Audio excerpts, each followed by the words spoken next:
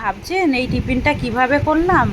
সামান্য যদি থাকে আলু আর আটা আর ডিম, তাহলেই চটজলদি এই টিফিনটা রেডি করে নিতে পারবে। নমস্কার বন্ধুরা, কাজল ভিলেজ কিচেনে সকলকে স্বাগত জানাই। রোজকার মতো আজও রান্নাঘরে চলে এলাম। আজকের রেসিপি প্রথম থেকে লাস্ট পর্যন্ত দেখতে থাকুন, আশা করছি ভীষণ ভালো লাগবে। তো চলুন তাহলে শুরু করা যাক। তো এখানে দেখতেই পাচ্ছ একটা আমি মাঝারি সাইজের মানে ছোট সাইজের আলুকে ছোট গেটারের সাহায্যে খুব ভালো করে গেট করে নিয়েছি। গেট করে নিয়ে এটাকে আমি 3 থেকে 4 বার, বলতে পারো 4 বার একদম জল পাল্টে পাল্টে ধুয়ে নিয়েছি। তাতে করে দেখো কত সুন্দর একদম সাদা হয়ে গেছে। এইভাবে ধুয়ে নিতে হবে। এখানে নেব একটা বাটি, বাটির মধ্যে সমস্ত গেট করে নেওয়া আলুটাকে আমি দিয়ে দেব।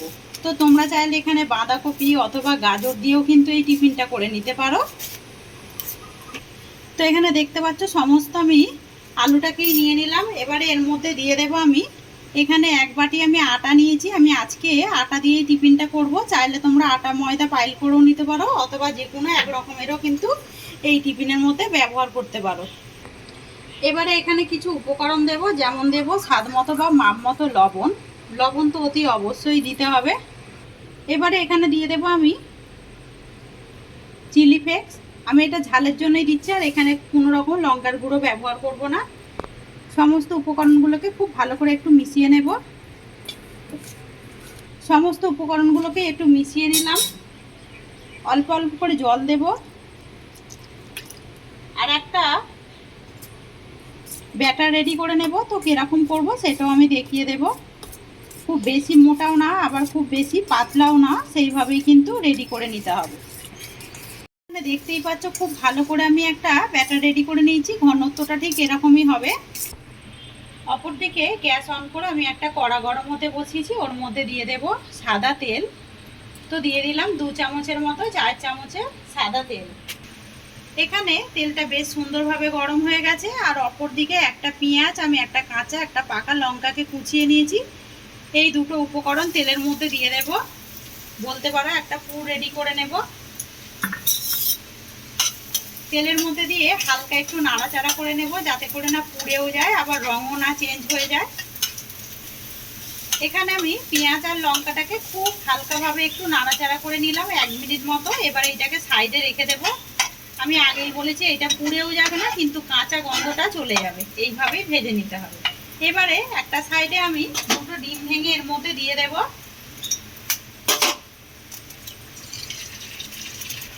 আমি এখানে ডিমের পুর দিচ্ছি। তোমরা চাইলে চিকেন অথবা পনির বা সবজিরও পুর একটা রেডি করে নিতে পারো।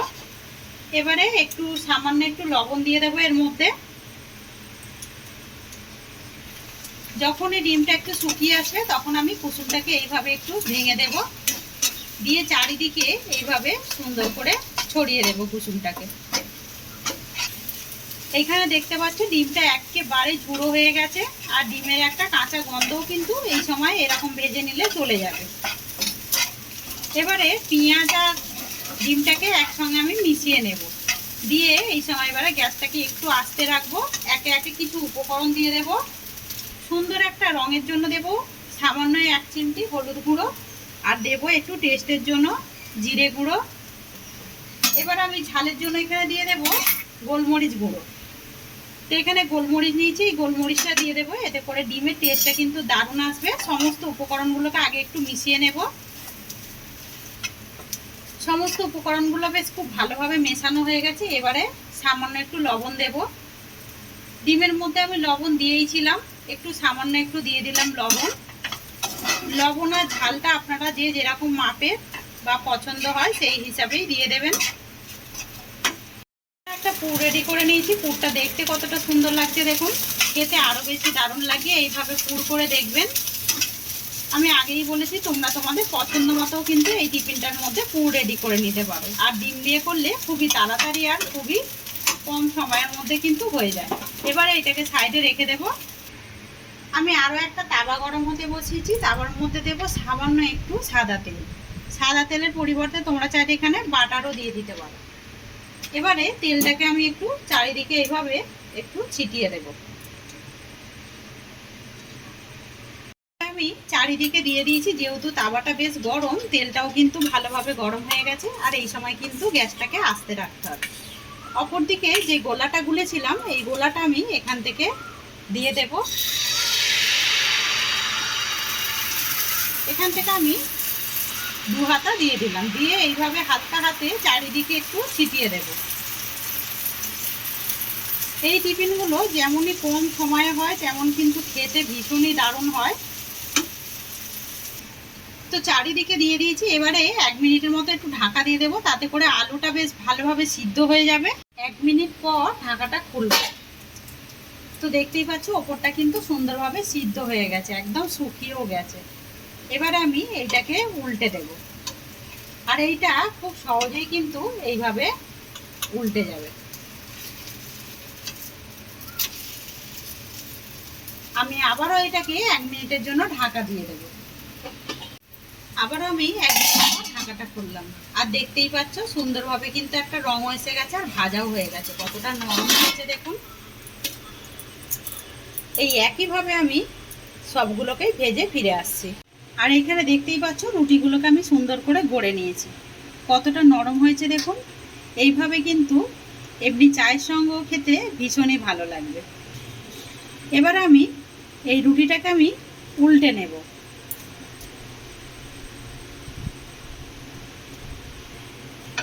যে পুরটাকে রেডি করেছিলাম এই পুরটা আমি ঠিক এরকম দিয়ে দেব, সাইড থেকেই দেব। আর দেখতে পাচ্ছ সুন্দর করে পুরটা আমি দিয়ে দিয়েছি। এবারে এইটাকে আমি একটু লম্বা করে নেব, যেমন ঠিক আমরা এগরোল মুড়ে থাকি সেইভাবে। এই সাইডটা নেব, একটু এইভাবে মুড়ে দেব, আর এই সাইডটাও নিয়ে এসে এইভাবে একটু মুড়ে দেব। এবারে এইটাকে সুন্দর করে এইভাবে ফোল্ড করে দেব।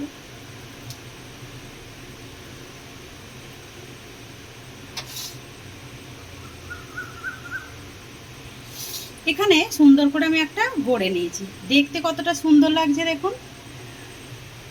এইটা রেখে দেব। এবারে এখানে আরো একটা যে রুটি আছে এইটাকেও আমি ওই একইভাবে উল্টে নেব। সুন্দর করে পুর দিয়ে আমি একইভাবে মুড়ে নেব। সুন্দর করে রোল করে নিতে হবে। আর রুটিটা একটু যদি বড় করো তাহলে মাঝখান থেকে এই আমার মতো এরকম দুটো টুকরো করে নেবে। একটা বেশ আমি একটু ছোট করেছিলাম, তাই এইভাবে ফোল্ড করে মুড়ে নিয়েছি। এখানে এবারে আমি দিয়ে দেব বেশ কিছুটা চিজ, এতে করে খেতে ভীষণই ভালো লাগবে। আর এই চিজটা কিন্তু তোমরা চাইলে একেবারে বাদ দিয়েও এই টিফিনটা রেডি করে নিতে পারো। চিজ দিলে একটু বেশি খেতে ভালো লাগবে। আমি আমুলের যে চিজ হয় সেইটাই নিয়েছি। আবার আমি গ্যাস অন করে দিয়েছি, একদম গ্যাসটাকে লোয়ের মাঝখানে দিয়ে দিয়েছি, মানে একদম আস্তে করে দিয়েছি। এবারে চিজের ওপর থেকে আমি একটু দিয়ে দেব চিলি ফ্লেক্স, তাতে করে দেখতে আরো বেশি সুন্দর লাগবে।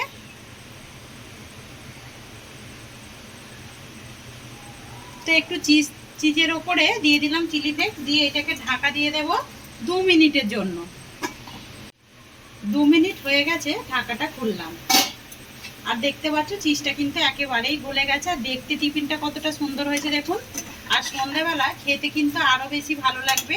তা আজকের রেসিপি আপনাদের কিরকম লাগলো অতি অবশ্যই কমেন্ট করে জানাবেন। যদি ভালো লেগে থাকে তা লাইক করে দিয়ে এইভাবে আমার পাশে থাকবেন, আমাকে সাপোর্ট করবেন। আমার এরকম নিত্য নতুন রান্নার জন্য পাশে থাকা বেল আইকনটি প্রেস করবেন। ভালো থাকবেন, সুস্থ থাকবেন, ধন্যবাদ। আবারও কোনো নতুন রেসিপি নিয়ে ফিরে আসবো। আজকের মতো এই পর্যন্ত।